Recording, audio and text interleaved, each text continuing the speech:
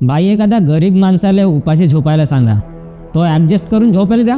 पण त्याने समोर जेवणाचा ताट वाढून देवाचा, घे रे बाबा जेव, आणि पहिलाच घास घेत नाही तोच त्याच्या ताट वापस घेऊन टाकावाचा.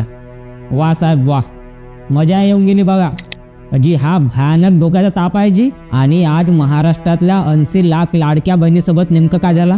गेले 4 महिने खात्यात 1500 रुपये टाकण्यात आले नाही आणि वरून त्यांना एका झटक्यात का म्हटलं गेलं, माझ्या लाडक्या बहिणींनो तुम्ही अपात्र झालात.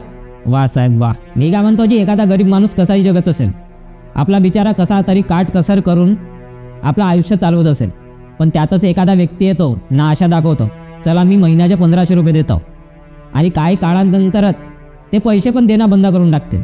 म्हणजे खोटी आशा द्यायची न मग एकदमच बंद करून टाकायचा. तर विचार करायची साधारण माणसावर त्यावेळेस काय बीतत असेल, त्यांच्या मनात कोणता संकट येत असेल, आपण कधी इमॅजिन करू शकतो?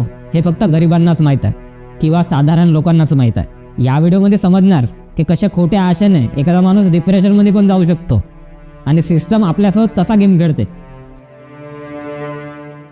एका श्रीमंत माणसासाठी 1500 रुपये म्हणजे एका पिझ्झा पार्टीचा खर्च समजा, पण तिकडेच एक गरिबासाठी आपल्या पोराच्या ट्युशनची फी आहे किंवा नवऱ्याच्या शिवा न खाता घरात आणलेला किराणा समजा जी. आज महाराष्ट्रातल्या प्रत्येक घरात एकच प्रश्न आहे, बँकेचा मेसेज आला का? सकाळी उठल्यापासून ते रात्री झोपेपर्यंत फोनवर एका SMS ची वाट बघणे. ही जी अवस्था आहे ना भाई, ती सायकॉलॉजी लेवलवर माणसाला आतून संपूर्णच टाकते. आणि यातून सर्वात भयानक काय झाला माहीत आहे? पुढच्या महिन्यात 1500 येतील या आशेवर लाखो महिलांनी दुकानदाराकडून किराणा उधारीवर घेतला असावा. ए दादा देऊन टाकांची किराणा, घर चालेल माझा, पुढच्या महिन्यात देतो की पैसे. कोणीतरी दवाखान्याची प्लॅनिंग करत असते, पण त्याच दिवशी सिस्टमचा मेसेज येते, अहो माय अपात्र झाली आहेस तू. अबे भाई, माणसाला घरी बसल्यास दुःख नसते का? पण कोणीतरी अशी खोटी आशा देऊन असा हिसकावून नेते ना, तेव्हा माणूस आतून तुटतो.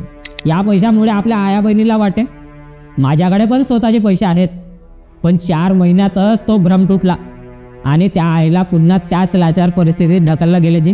आता हे अपात्र कसे ठरले? सरकार म्हणते ज्याचा वार्षिक उत्पन्न 2.5 लाख तो श्रीमंत. अबे भाई, वर्षाला 2.5 लाख म्हणजे महिन्याला 20,000च्या जवळपास किंवा 20,000च्या थोडं जास्त. मला सांगा जी, या महागाईच्या जमान्यात 20,000 शहरात घर चालते का? ती आई श्रीमंत नाही, ती मिडल क्लास दलदलीत अडकलेली आहे. आणि दुसरं कारण म्हणजे काय? अरे भाई, जुनी 15 वर्षाची मारुती 800 दारात उभी असली किंवा नवऱ्याने ओला चालवण्यासाठी कर्ज काढून गाडी घेतली म्हणजेच ती आई करोडपती झाली का? आणि ज्या आईला साधा स्मार्टफोन वापरता येत नाही, तुम्ही तिला KYCच्या जाळ्यात फसवल्या जी, ती गरिबीमुळे नाही जी, तर या सिस्टमच्या डिजिटल फाशीमुळे बाहेर फेकली गेली आहे. आणि या सगळ्याचं शेवट कोठे होतं माहीत आहे?